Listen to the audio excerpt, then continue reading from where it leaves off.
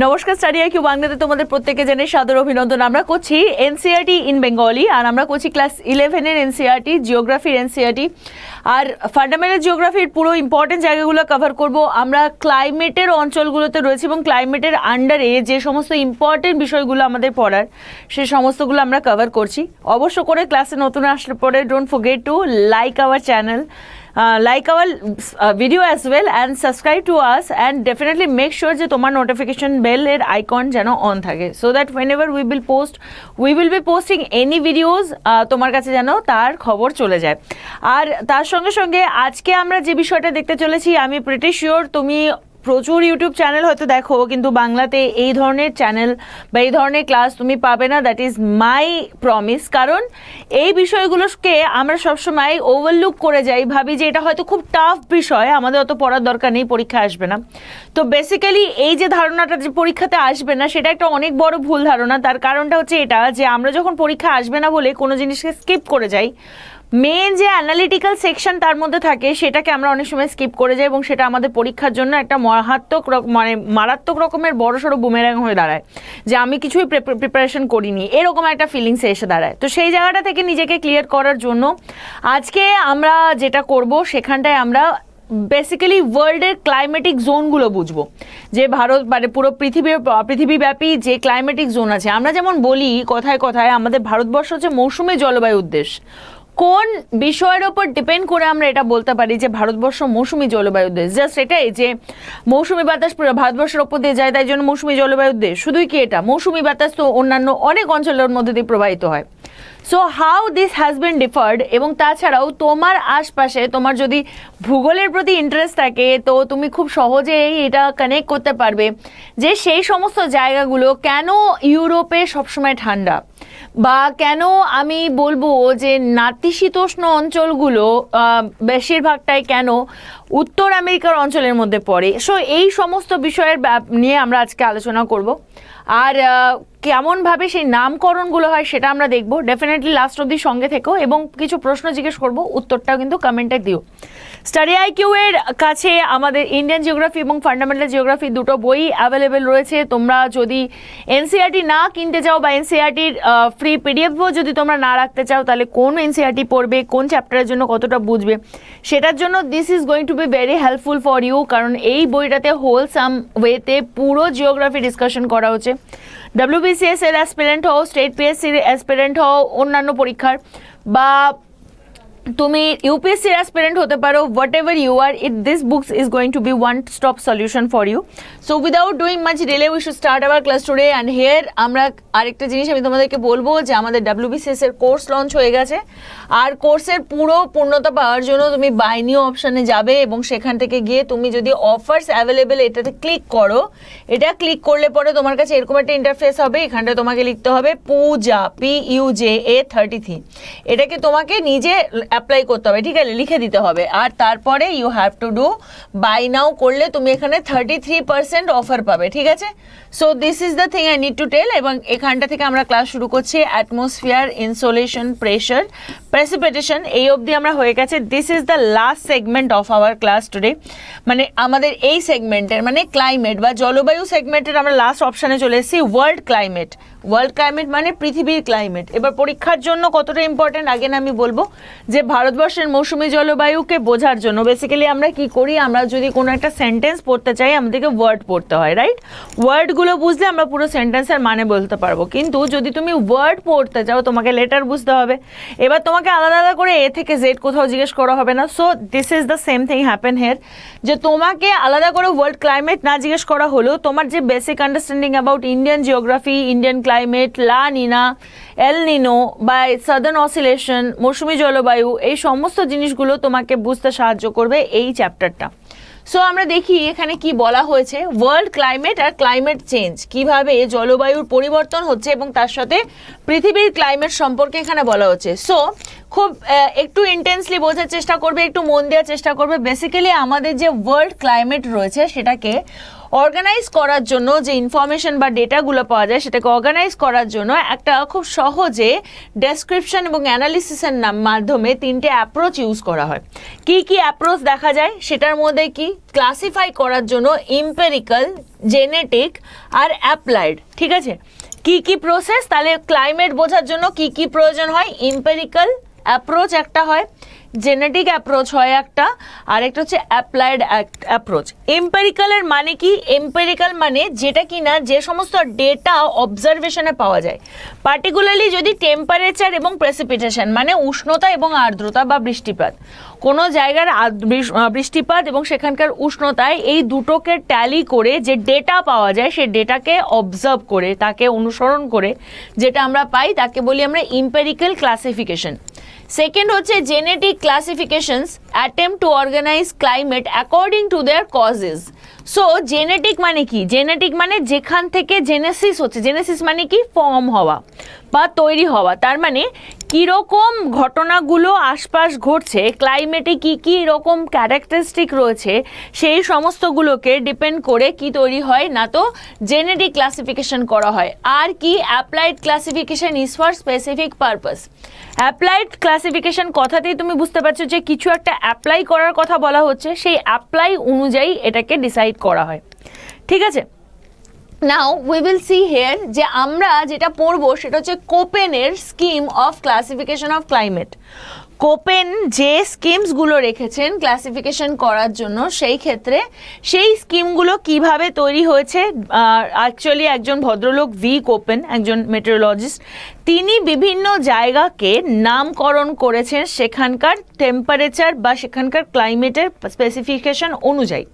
তো ওই ক্লাইমেটের ওপর ডিপেন্ড করে মানে সেখানটায় কেন করার প্রয়োজন হয়েছে এটা, পৃথিবীর বিভিন্ন অঞ্চলকে যদি তুমি আলাদা করে দেখো, দেশের নাম যেমন আছে আমরা জানি একটা পুরো দেশের মধ্যেও কখনো কখনো দুই রকমের ভিন্ন অঞ্চল দেখতে পাওয়া যায়। ভারতবর্ষকেই নিয়ে নাও না, তুমি যদি ভারতের দক্ষিণে যাও তার যে অঞ্চলের সেখানকার যে জলবায়ু, আর ভারতের একদম উত্তরে যাও হিমালয় অঞ্চলে সেখানকার জলবায়ু কিন্তু ম্যাচ করবে না। তো এরকম করে এক একটা এরিয়া, যে এরিয়াগুলোর একটা বিস্তৃত ওয়েতে বা একটা বড় সড়ো ওভারভিউ রয়েছে সেইগুলোকে ক্লাসিফাই করার জন্য, সো দ্যাট সেখানকার যে ভেজিটেশন, সেখানকার যে ক্লাইমেট সেইগুলোকে সহজে বুঝতে পারা যায়। এবং সেই কারণেই বিভিন্ন জিনিসের ভ্যালু তিনি বের করেন, যেমন বৃষ্টিপাতের ভ্যালু, টেম্পারেচারের ভ্যালু, এর ওপরে তিনি বিভিন্ন জায়গাকে ক্লাসিফাই করেন। এবং আমরা যদি এই ক্লাসিফিকেশন বুঝতে পারি without reading a single word, আমরা নিজেরাই কিন্তু যে কোনো জায়গার ক্লাসিফিকেশন বুঝে যাব। এটা অনেকটা ম্যাথামেটিক্সের a + b whole square is equal to a square plus 2ab plus b স্কোয়ারের মতো ফর্মুলা। সেই ফর্মুলার শুরুটা যদি তুমি বুঝে যাও তাহলে পরে কিন্তু তুমি সব বুঝতে পারবে। কি কি বুঝবে সেটা আমি বলি। এক তো তুমি ক্লাইমেটটা বুঝতে পারছোই, একটা কি ক্লাইমেট তো বুঝতে পারছো। সেকেন্ড হচ্ছে ভেজিটেশন। ভেজিটেশন মানে কোন জায়গাতে কীরকম গাছপালা হবে সেটাকে চেনা। এবার ক্লাইমেটের মধ্যে কিন্তু তুমি সবটাই বুঝতে পারছো যে এখানটায় উষ্ণতা বা সেইখানকার বৃষ্টিপাত, এই সমস্ত জিনিসগুলো কিন্তু অ্যাডেড হবে, তাই তো? উষ্ণতা, বৃষ্টিপাত, এই সমস্ত জিনিসগুলো এখানে অ্যাড হবে। আর ভেজিটেশনের কথা যখন আমি বলছি, ভেজিটেশনের সাথে আরেকটা জিনিস যে অ্যানিমাল লাইফ, সেখানে কীরকম ধরনের পশু পাখি বা মানুষজন থাকবে সেটাও কিন্তু আমরা বুঝতে পারছি এই একটা সেকশন থেকে। সো দেখি তিনি কিভাবে এটাকে ভাগ করেছেন। দেখো, ডিস্ট্রিবিউশন অফ ভেজিটেশন অনুযায়ী, ডিস্ট্রিবিউশন অফ ভেজিটেশন এবং use this values for ক্লাসিফাইং the climate, মানে তিনি রিলেশনটা কিভাবে করেছেন, প্রথমে কিভাবে খুঁজেছেন যে কোথায় কীরকম ধরনের গাছপালা রয়েছে, কীরকম ধরনের ভেজিটেশন রয়েছে, কীরকম উদ্ভিজ্জ প্রকৃতি রয়েছে, তার ওপর তিনি এটাকে আলাদা করেন ক্লাইমেটকে। And now it is an empirical classification. Now again, what is called empirical classification? Empirical classification মানে যখন কোনো ক্লাসিফিকেশন হচ্ছে ডেটার ভিত্তিতে, মানে তুমি বিভিন্ন জিনিস অবজার্ভ করছো তার থেকে যে ডেটা বের করছো সেটাকে বলছি আমরা empirical classification. So সেখানে he introduced the use of capital and small letters to designate climatic group and type, although developed in 1918 and modified over period of time, Koppen schemes is still popular and in use. You have to remember, এই যে Copen দ্বারা যে পৃথিবীতে বিভিন্ন জায়গাগুলো বিভিন্ন ক্লাইমেটগুলোকে classification করার কথা বলা হয়েছে, সেটা কিন্তু স্টিল ইন ইউজ, তার মানে এখনও অবধি এটাকে কিন্তু ইউজ করা হয় এবং সময়ের সঙ্গে সঙ্গে এটা মডিফাই করা হয়েছে। এবং কোপেন কি করেছিলেন, বিভিন্ন জায়গাকে মনে রাখার জন্য, আমরা যেমন বললাম যে আমরা অ্যালজেব্রাটাও যেমন ABCD এরকমভাবে ইউজ করি, কোপেনও এইভাবে ক্লাইমেটিক জোনগুলোকে ডিভাইড করার জন্য ABCD বড় হাতের এবং ছোট হাতের ইউজ করেন। ঠিক আছে, ছোট হাতের এগুলো ইউজ করেন। কিভাবে এটা ব্যবহার হয় সেটা একবার দেখব। প্রথমেই দেখব capital letter A, C, D and E delineated humid climate, B হচ্ছে ড্রাই ক্লাইমেট। সো এখানে তোমাকে বুঝতে হবে A, B, C, D, এবার আমাদের কাছে রয়েছে E, রাইট? এইবার দেখো এই A, C, D R E, তিনি এই নামকরণগুলো করেন, মানে যে জায়গাতে দেখো এগুলো বেসিক্যালি নামকরণ। ঠিক আছে, এইবার তোমার ঘরে 4টে ছেলে আছে, ঠিক আছে, 4টে ছেলের মধ্যে তুমি ধরো তুমি ঠিক করেছো যে আমার ঘরে যে কটা মোটা ছেলে আছে তাদের আমি নাম এ দিয়ে করব, কারেক্ট? তাদের আমি নাম এ দিয়ে করব। কেউ অরুণ হবে, কেউ অজয় হবে, কেউ অতীন হবে, কেউ অতীন্দ্র হবে, রাইট? আর ধরো যে ছেলেটা রোগা, যে কটা রোগা ছেলে পাবো তার মধ্যে সেই রোগা ছেলেগুলোর নামকরণ আমি বি দিয়ে করব বা এস দিয়ে করব। ঠিক সেই রকম যে সমস্ত অঞ্চলের যে উষ্ণতা সেটা যদি আর্দ্র হয়, আর্দ্র মানে যেখানে বৃষ্টিপাত জলীয় বাষ্পের প্রবণতা বেশি, সেই সমস্ত অঞ্চলগুলোকে তিনি কি নাম দেবেন? হয় এ, না হলে সি, না হলে ডি, না হলে ই। ঠিক আছে, তিনি এই নামগুলো দেবেন। কিন্তু যদি আমরা দেখি তাহলে পরে কি দেখছি, বি যেটা সেটা কাকে নাম দিয়েছেন, মানে বি অঞ্চল তাদেরকে বলা হয় যাদের শুষ্কতা বেশি, মানে ঠান্ডা অঞ্চল, শুষ্ক অঞ্চলের কথায়।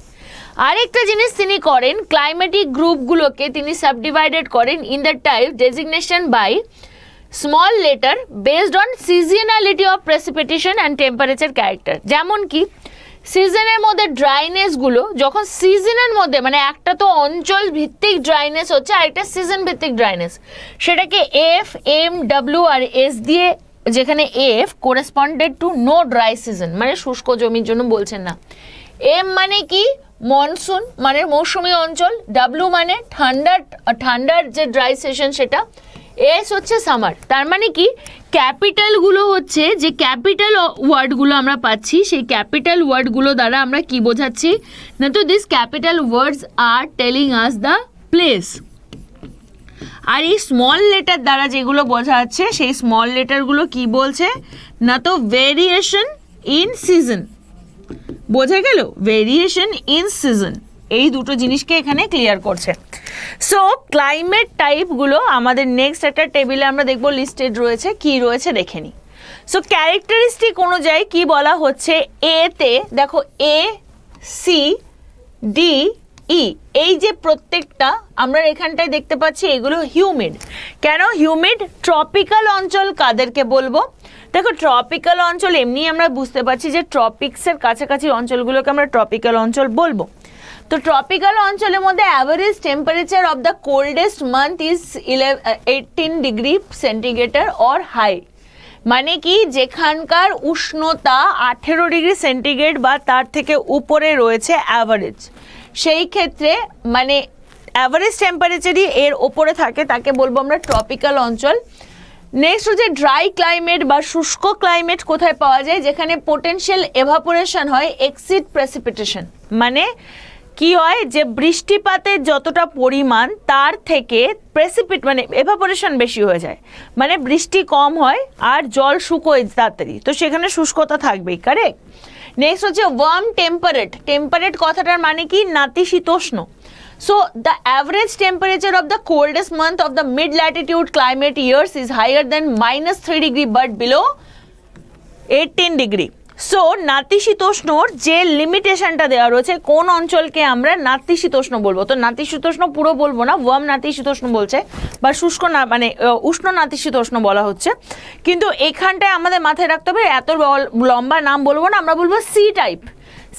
কখন হয়, যখন কি না সে কোনো অঞ্চলের উষ্ণতা 3 ডিগ্রি যে টেম্পারেচার তার থেকে বেশি হবে, 18 থেকে কম হবে। দিস পিরিয়ড যেখানটা থাকবে সেটাকে ওয়ার্ম নাতিশীতোষ্ণ বলা হয়। আরেকটা হচ্ছে cold snow forest climate.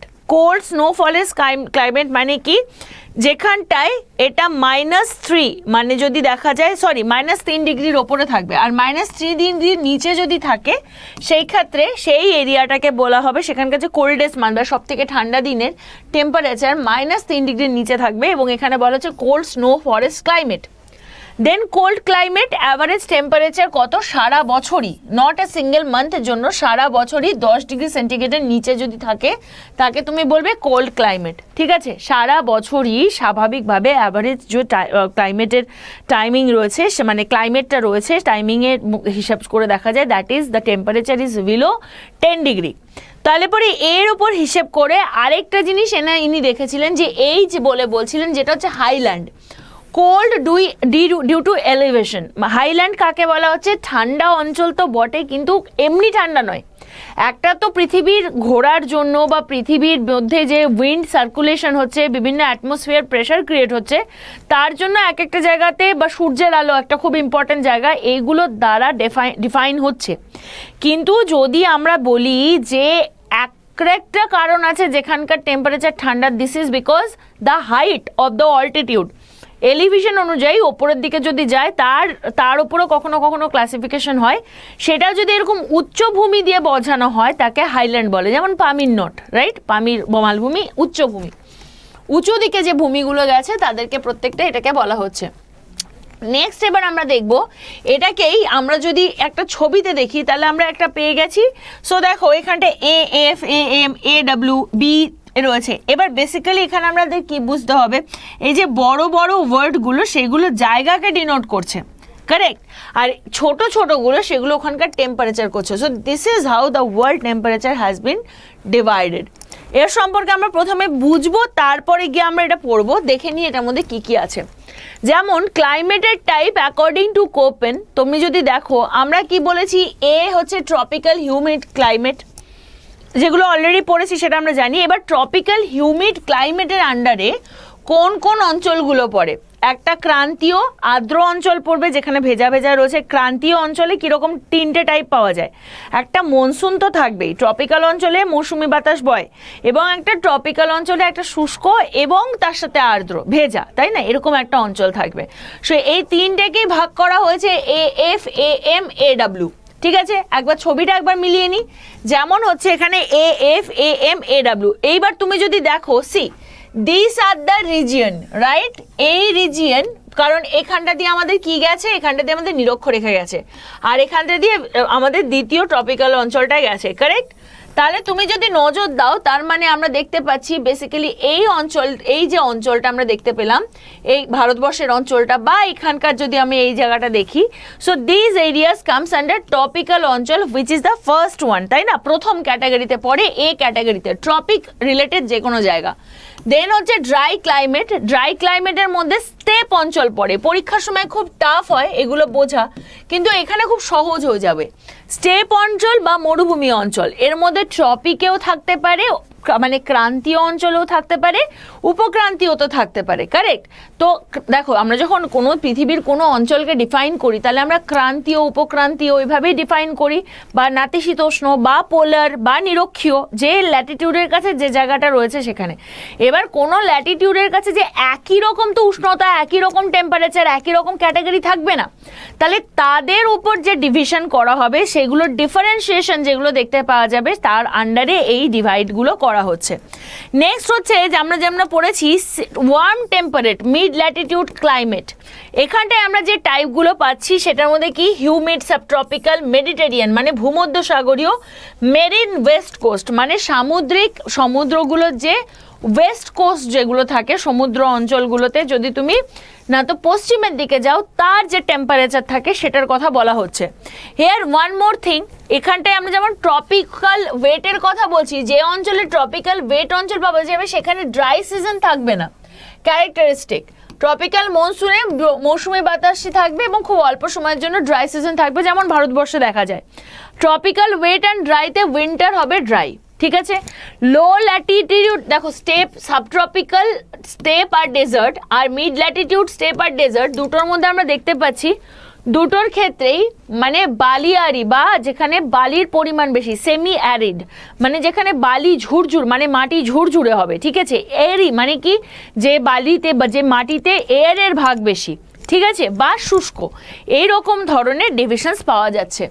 Next হচ্ছে no dry session, warm summer, dry hot summer, no dry season, warm and cool summer. So বিষয়টা কি, মেরিন ওয়েস্ট কোস্টে কীরকম কোনো ড্রাই সিজন পাওয়া যায় না, যেমন মেডিটেরিয়ান বা ভূমধ্যসাগরীয় অঞ্চলকে যদি আমরা লোকেট করি তাহলে আমরা দেখবো ড্রাই হট সামার দেখতে পাবো। ঠিক সেরকম যেখানটায় কোল্ড স্নো ফরেস্ট ক্লাইমেট মানে কি যেখানকার টেম্পারেচার সারা মানে তার যে একটা যে কোনো মাস বছরের মধ্যে একটা মাসে -3 ডিগ্রির থেকেও কম টেম্পারেচার হয়ে যায়, তো সেই রকম জায়গাতে কোল্ড স্নো ফরেস্ট রিজিয়নকে আমরা কি বলবো ডি ক্যাটাগরির, ঠিক আছে, ডি ক্যাটাগরি। এবং এখানে দুই রকম পাওয়া যায়, একটা হিউমিড কন্টিনেন্টাল, একটা সাব আর্টিক। সাব আর্টিক মানে কি একটা হচ্ছে যেটা আর্টিক রিজিয়ন বলা হচ্ছে মেরু অঞ্চলের মধ্যে, সেই আর্টিক রিজিয়নের কথা বলা হচ্ছে। এখানেও কোনো ড্রাই সিজন পাওয়া যায় না, এখানে winter severe, winter dry and very severe মানে ঠান্ডার প্রবণতা অনেক বেশি। This is how we can understand how the different areas climatic zone is located in all over the world. Cold climate, tundra এবং পোলার আইস ক্যাপ, এখানটায় কোনো সামার বলে কিছু নেই বা পেরেনিয়াল আইস রয়েছে। আর একটা কি হাইল্যান্ড উইথ স্নো কভার, স্বাভাবিকভাবে এই জায়গাগুলো ঠান্ডা হয়, হাইল্যান্ড হয় এবং এটার ওপরে কিসের আস্তরণ থাকে না তো বরফের আস্তরণ থাকে। ক্লিয়ার হলো? সো ট্রপিক্যাল হিউমিড ক্লাইমেটে আমরা পড়েছি এখানে 3টে সেগমেন্ট পাবো আমরা, লাইট, এবং সেখানে আমরা যেটা বুঝতে পারবো তারই এখানে ডিটেলিংসটা দেওয়া রয়েছে। খুব শর্টে বোঝানোর চেষ্টা করব বিকজ আমরা পরীক্ষার অ্যাসপেক্ট থেকে পড়ছি, তাই জন্য অত ডিটেলিংসে আমাদের যাওয়ার হয়তো প্রয়োজন হবে না। রিজন দেখো আমরা অলরেডি পড়েছি ইন্টারট্রপিক্যাল কনভার্জেন্স জোনের ব্যাপারে, কারেক্ট, যেখানটায় গিয়ে দুটোই ইস্টার্লিজ ইন আ বোথ ওয়ে, যেটা কিনা সাউথ ওয়েস্ট সরি একটা হচ্ছে নর্থ আর ইস্টার্লিজ, আর এখানে কি আর এটা হচ্ছে সাউথ আর ইস্টার্লিজ, তাই তো এই দুটো যে বাণিজ্যবাহী বায়ু বা এই দুটো ইস্টার্লিজ তারা কনভার্জ করে যে জোনে, that is called the intertropical convergence zone. এটা কি কাকে ফলো করে না তো কোনো জায়গার টেম্পারেচারকে ফলো করে, সেটা যদি লো টেম্পারেচারের হয়ে যায়, লো প্রেশারের হয়ে যায়, টেম্পারেচার যেখানে অনেক বেশি high due to direct sun rays, যে পয়েন্টে সেটা যখন নিজের সাথে সাথে চেঞ্জ করে তার সাথে সাথে পুরো বিষয়টা বদলে যায় এবং সেটাকে ITCZ বলে আমরা জানি, that make the climate hot and humid. Annual range টেম্পারেচারে ভেরি লো, মানে যদি আমরা টেম্পারেচার রেঞ্জ দেখি মানে হাই আর লো এর মধ্যে যে পার্থক্যটা দ্যাট ইজ ভেরি লেস। যেমন কি এখানটা আমরা কি পেয়েছি, AF মানে tropical wet climate, AM tropical monsoonal climate, AW tropical wet and dry climate. So এটারই ডিভাইড করে বলা হয়েছে কোন কোন অঞ্চলে রয়েছে। তো basically this is not in our syllabus in UPSC WBCS এর কোনো না, just for understanding. If you want me to make video on this particular chapter I will make it, please let me know in the comment section. কমেন্টে আমাকে জানাবে যে এইগুলো সম্পর্কিতে মানে একদম আলাদা আলাদা করে, যেমন রয়েছে ট্রপিক্যাল মনসুন কাকে বলে, ট্রপিক্যাল মনসুন কোথায় পাওয়া যায় না তো ইন্ডিয়ান সাবকন্টিনেন্টে পাওয়া যায়, north eastern part of south আমেরিকার পাওয়া যায়, নর্থার্ন অস্ট্রেলিয়া পাওয়া যায়। তার মানে বোঝা গেল monsoonal climate not in only India, we get it in other part of the world. এবং এখানে প্রচুর বৃষ্টিপাত হয় at the time of the সামারের থেকে যে মাঝখানে অটামের মাঝখানে যে সময়টা সেখানে প্রচুর বৃষ্টিপাত হয়। Winter is dry, the detail climate account of the dry climatic type is given in the book of India physical environment, that is the NCERT। Next যেমন ট্রপিক্যাল ওয়েট আর ড্রাই ক্লাইমেট কখন বলা হবে, যখন ট্রপিক্যাল ওয়েট আর dry climate হবে সেটা north আর সাউথ অফ AF ক্লাইমেট রিজিয়নের মধ্যে পড়ে, এটা border with dry climate on the western part of the continent and CF and CW on the eastern part. So basically এটাকে যদি তুমি দেখো প্রত্যেকটা জায়গার নিরিখে NCERT-তে they have told you about this particular area. So তার উপর ডিফাইন করে দে হ্যাভ মেক দিস কোপেনের এই ডেফিনেশনের ওপর ডিপেন্ড করে দে হ্যাড মেড ইট। এবং এইটার দ্বারা তারা কি বোঝাতে চাইছে না তো they are showing you how the places are been given, এবং সেটার দ্বারাই তারা পরবর্তীকালে আমি যেমন বলেছি শুধুমাত্র কোপেনের টাইমে না, পরবর্তীকালে এই পুরো বিষয়টাকে আবার রিরাইট করা হয়েছে, আরও বেশি এটাকে এনহ্যান্স করানো হয়েছে, পড়ানো হয়েছে, আরও বাড়ানো হয়েছে, জায়গাগুলো ভিত্তিক আরও বেশি ডিভিশনস করা হয়েছে। So this things all are our important section, যেগুলো আমাদের ওই নাম অনুযায়ী বোঝাচ্ছিল। যেমন ডেসিডিউস, মানে যেখানটা তোমরা দেখলে যে কোন অঞ্চলে ঠান্ডা হবে, সেটা দুটো সেকশনে ডিভাইড হচ্ছে, একটা টেম্পারেচারের ওপর, একটা তার অল্টিটিউডের ওপর। এইরকম জিনিসগুলোর জন্য কন্টিনিউ যদি কোথাও কোয়ারিজ থাকে, let me know in the comment section. আর তাছাড়াও যদি এই বিষয়ের যেমন এক তো আমি তোমাদেরকে বুঝিয়ে দিলাম যে মেন ডিভিশনস কি, এবং তার ভেতরেও যদি সাব ডিভিশনস বুঝতে হয় কোন কোন অঞ্চলে আমি ভারতের অ্যাসপেক্ট থেকে যেটা ইম্পর্টেন্ট ছিল সেটা তোমাদের বলে দিয়েছি। সেটা বাদ দিয়ে বাকিগুলো যেগুলো রয়েছে, যেমন স্টেপ অঞ্চল, ডেজার্ট অঞ্চল কিভাবে হবে, এগুলোর কিভাবে টেম্পারেচার সিলেক্টেড হবে, এই সমস্ত সম্পর্কে যদি তোমার কোনো কোয়ারিজ থাকে, let me know in the comment section. ক্লাসে রোজ আসো, এনসিইআরটি বাংলাতে তোমাদেরকে বোঝানো হয়, so that you can literally get into the substance, আর ভালোভাবে বুঝতে পারো। আর তুমি যদি কলেজেও পড়ো, তোমার জন্য ওটা হেল্পফুল হতে চলেছে। অ্যান্ড আবার তোমার সাথে আমার দেখা হবে কালকে। Bye bye, take care and জয় হিন্দ।